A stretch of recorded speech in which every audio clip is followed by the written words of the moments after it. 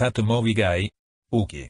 A film that has taken a very long time to arrive in the UK, 12 months after its Cannes debut, is Redoutable, which is directed by Michel Hazanavicius of The Artist's fame. I hate The Artist, if you don't know, and I stick by it. I was very intrigued by Redoutable when it originally came out in Cannes. It received a lot of mixed reviews and it's taken its time really to come out. It's only come out stateside a couple of months ago. The title in America is Godard Mon Amour, which I was like, this is a terrible title and I really don't like it. Redoutable is a better title and I'm glad that we stuck with it. Obviously, this film is about Jean-Luc Godard, and for me, Jean-Luc Godard is probably one of the most prominent and the most famous French filmmaker, along with Francois Truffaut. And I feel like Godard is a very big character within cinema. He is as Orson Welles is in America. Godard always caused controversy in any period of time, and 1968 was probably the most prominent time of his, early career, but also that impacted the way that he moved on artistically and visually throughout his cinematic life. The synopsis for Redoutable follows the story of Jean-Luc Godard, played by Louis Garrel, and his new wife, Anne Wierzemski, who is played by Stacey Martin.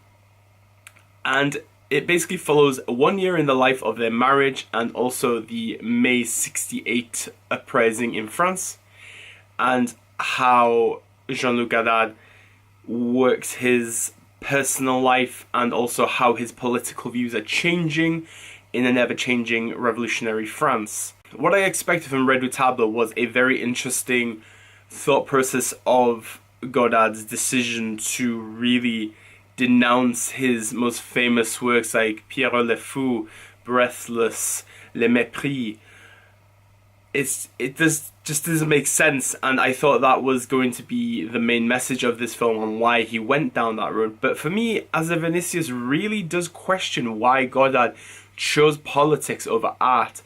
And we can all say now, as cinema lovers and scholars, that probably Godard's work prior to 1968 was his golden era of film.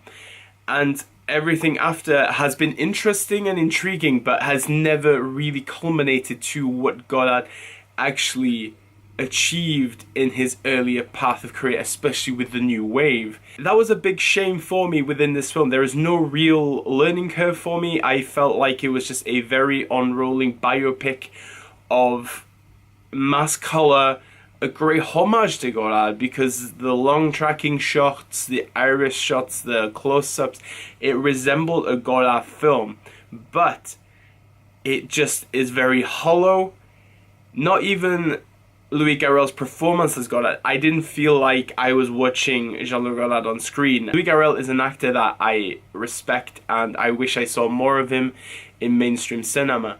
And him playing such an iconic filmmaker was a big task.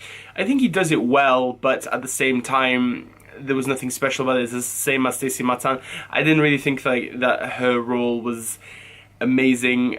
She performed it to the best of her abilities, but it lacked that meat that you want in a film like this. Small key elements of this film really carried on for me, but an hour and 50 minutes, it felt like it dragged at the back end. The first hour is very good. I really like the colour palette of it. It has that really great 60s look to it. It felt like I was watching a French episode of Mad Men in some ways, because the aesthetic, the cinematography is on point, but the story really lacks and the characters don't really pop. So guys, have you seen Redoutable? Let me know in the comment section. I really would like to discuss this with somebody that maybe has enjoyed it a lot more than I did. And obviously we like to talk about movies on here, so please continue the talk. And my written review will be on my website, www.thatmovieguyUK. This film will be out in UK cinemas as of tomorrow, the 11th of May, and on demand, so please make sure that you check out Thunderbird Releasing's latest installment for you for this year. Also guys, please could you just share my A Cinephile's Guide to Lisbon? I would really appreciate it, and share it with your friends and your family and your cats and your dogs and everything like that, please. My next review will be How to Talk to Girls at Parties, which I'm very excited to review for you. And obviously all I can say now is Diolch, danke, obrigado, merci beaucoup, arigato, dankeschön, merci beaucoup. Oh, all the shuns, and obviously never change. Adieu.